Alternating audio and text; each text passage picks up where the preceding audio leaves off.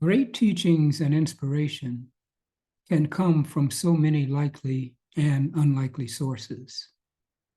But we have to be determined to stay alert and guard the gates of the senses that lead to our mind and our emotions, and also do our best to manage our memories. This timeless teaching I will share in this post is from the book Illusions, The Adventures of a Reluctant Messiah by Richard Bach, who some of you may remember as the author of Jonathan Livingston Seagull, which was published in 1970 and sold over 60 million copies. Notwithstanding the course or the subject matter, I would often take a small time out and use this brief story in my classes to inspire effort, determination, and confidence in one's own good self. And yet, at a deeper level, this small story is also about faith and detachment and what we often call letting go. I hope you will suss out whatever value and meaning it may have for you. And as usual, I hope you enjoy it and benefit. Once there lived a village of creatures along the bottom of a great crystal river. The current of the river swept silently over them all, young and old, rich and poor, good and evil. The current going its own way, knowing only its own crystal self. Each creature, in its own manner, clung tightly to the twigs and rocks of the river bottom, for clinging was their way of life, and resisting the current what each had learned from birth. But one creature said at last, "I'm tired of clinging. Though I cannot see it with my eyes, I trust that the current knows where it is going. I shall let go and let it take me where it will. Clinging, I shall die of boredom." The other creatures laughed and said, "You fool, let go, and that current you worship will throw you tumbled and smashed across the rocks, and you will die much quicker than boredom."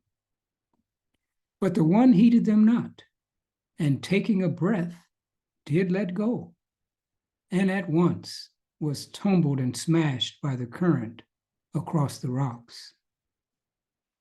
Yet, in time, as the creature refused to cling again, the current lifted him free from the bottom, and he was bruised and hurt no more. And the creatures downstream, to whom he was a stranger, cried, "See, a miracle, a creature like ourselves, yet he flies. See the Messiah come to save us all."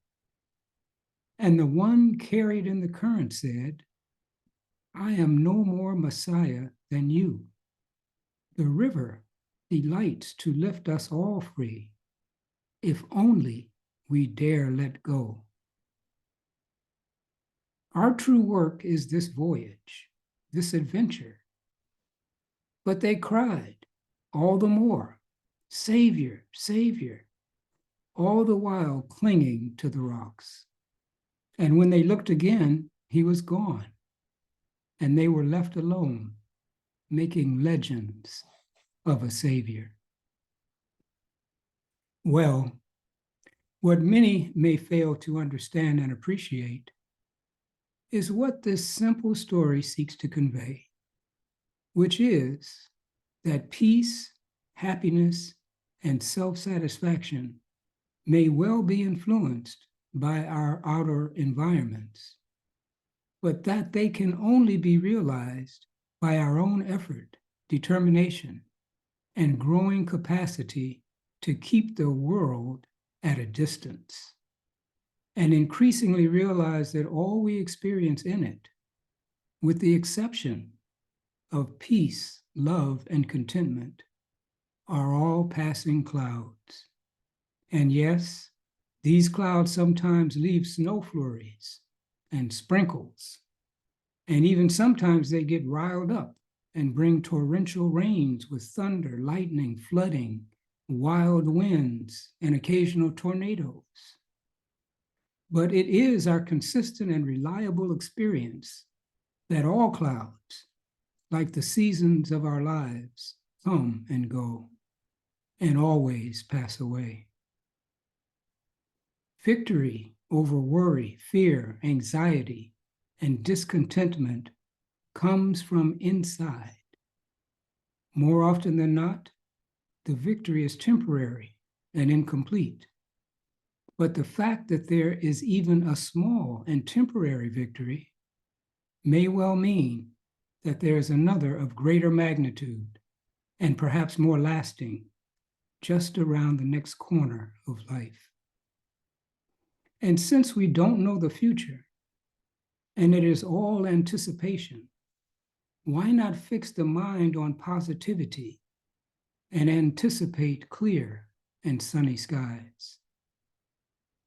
Some are led to believe that their destiny is predetermined, but if they do, they would be wrong, unless they are considering their ultimate and final destiny.